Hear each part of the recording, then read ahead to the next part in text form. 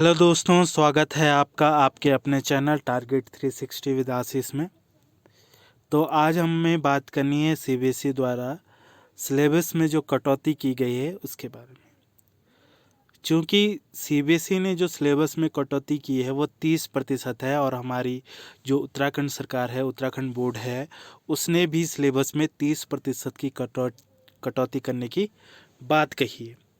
तो उसी आधार पर हम देख लेते हैं कि सीबीएसई ने कौन कौन से टॉपिक काटे हैं, क्योंकि हो सकता है कि उत्तराखंड बोर्ड भी उन्हीं टॉपिक को सिलेबस में से हटाए। तो अभी मैंने अपनी यूट्यूब चैनल पे जो केमिस्ट्री के लिए वीडियोस शुरू करी है उनमें हो सकता है कि हम ये टॉपिक ना पढ़ें, क्योंकि अगर ये परीक्षा में नहीं आए फिर मेरा इन्हें पढ़ा के कोई फ़ायदा नहीं है। तो अभी हम इन टॉपिक को छोड़ते हुए चलेंगे और उत्तराखंड के बोर्ड का जो सिलेबस आएगा उसके आधार पे देखेंगे कौन कौन से टॉपिक रह गए हैं, उनको हम बाद में करेंगे। चलो तो शुरू करते हैं। तो पहला जो चैप्टर है सॉलिड स्टेट, उसमें से जो हटाया गया टॉपिक है वो ये है इलेक्ट्रिक एंड मैग्नेटिक प्रॉपर्टीज़, यानी विद्युत और चुंबकीय गुण ठोसों के। Band theory of metal and conductors, यानी बैंड थ्योरी के आधार पे जो हमें धातु और चालकों को समझाना था, सेमीकंडक्टर को समझाना था और इंसुलेटर को समझाना था। यानी बैंड थ्योरी के आधार पर चालक, धातु, अर्धचालक और अचालक को जो हमें समझाना तो वो भी हटा दिया है। एन टाइप और पी टाइप्स अर्धचालक को भी हटा दिया गया है। ठीक है, तो ये हमें अब नहीं पढ़ना है। अगला चैप्टर है हमारे पास सॉल्यूशन यानी विलियन, और विलियन में दो टॉपिक हटाए गए हैं, एव नॉर्मल मॉलिक्यूलर मास और वॉन्ट हाफ फैक्टर। ये दो टॉपिक थे, अंतिम चैप्टर के अंतिम में है ये भी हमको नहीं पढ़ने।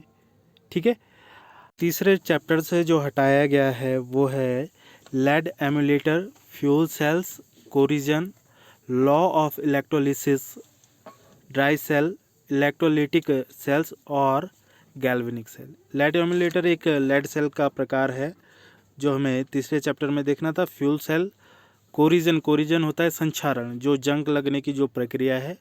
लॉ ऑफ इलेक्ट्रोलिसिस यानी विद्युत अपघटन के नियम। ड्राई सेल, शुष्क सेल, इलेक्ट्रोलिटिक सेल, विद्युत अपघटनीय सेल्स एंड गैल्वेनिक सेल।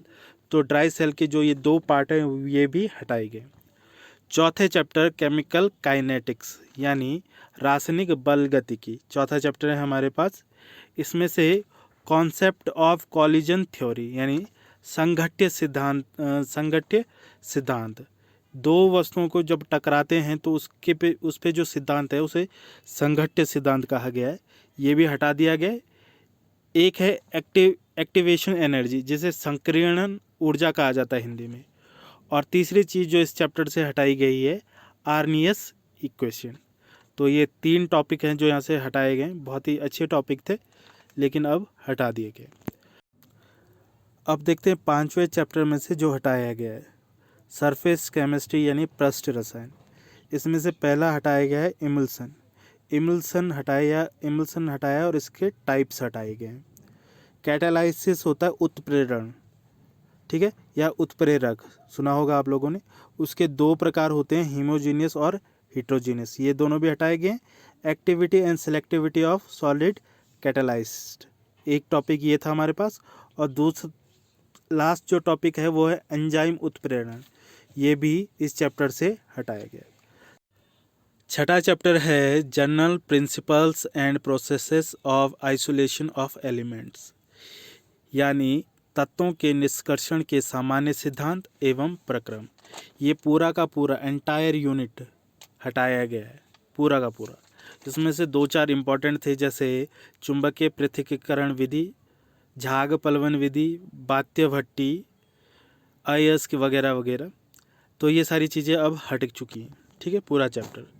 तो इसके बाद जो अगला है हमारे पास वो है सातवां, पी ब्लॉक एलिमेंट्स।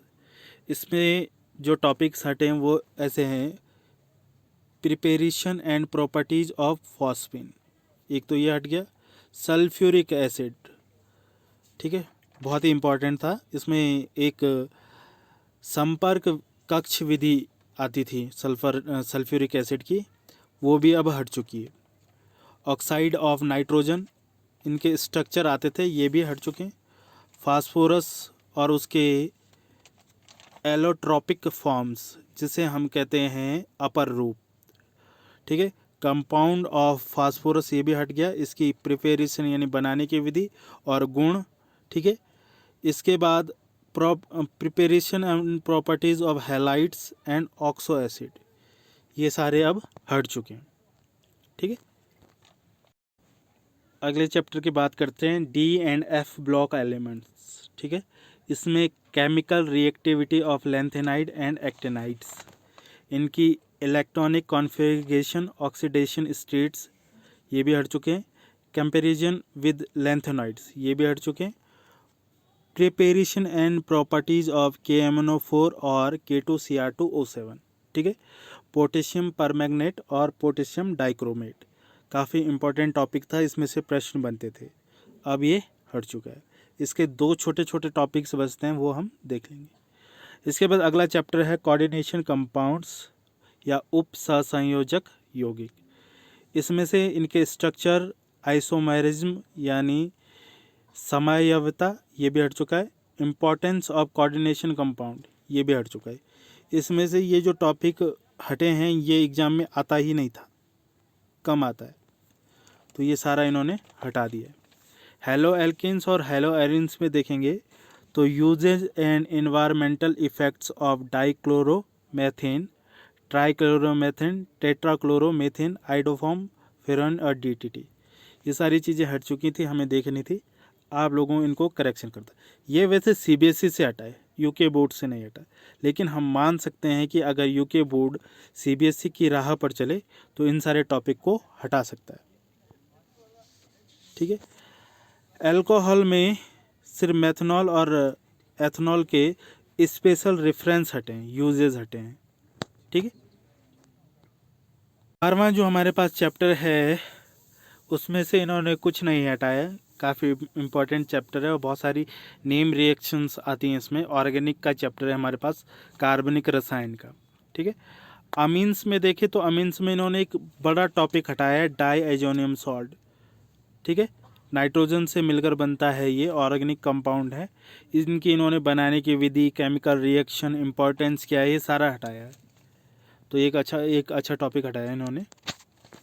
जो हमारा अगला चैप्टर है बायोमोलिक्यूल्स यानी जैव अणु, इसमें इन्होंने ये जो टॉपिक हमें दिख रहे हैं ये हटाए हैं, जैसे सुक्रोज, लैक्टोज, माल्टोज, ये क्या है, पॉलीसैकेराइड्स हटाएं, star, cellulose, glycogen, importance of carbohydrate, ये हटाया है, ठीक है। विटामिन्स हटाएं, इनके क्लासिफिकेशन और फंक्शन, इनके कार्य क्या हैं, इनके वर्गीकरण क्या है, ये हटाएं। एंजाइम्स हटाएं, हार्मोन्स हटाएं, ये सारी चीज़ें हट रखी है। अब क्या बचता है वो देखते हैं। पॉलीमर्स, बहुलक तो पूरा चैप्टर हटा दिया भाई। Chemistry in every day life यानी दैनिक जीवन में रसायन, ये भी एंटायर चैप्टर हटाया। तो हमने अभी देखा कि केमिस्ट्री में कौन कौन से चैप्टर हटे हैं। यदि बाकी का सिलेबस मैं आपके डिस्क्रिप्शन में डाल दूंगा, वहाँ से आप डाउनलोड कर सकते हैं और देखेंगे कि कौन कौन से टॉपिक्स हमारे सिलेबस में बच गए हैं, CBSE के सिलेबस में बच गए। उन्हीं टॉपिक्स को हम आगे पढ़ेंगे और जो बाकी के टॉपिक हैं उन्हें छोड़ देंगे। अगर वो उत्तराखंड बोर्ड के सिलेबस में होंगे तो हम उन पर आगे वीडियो बनाएंगे, ठीक है।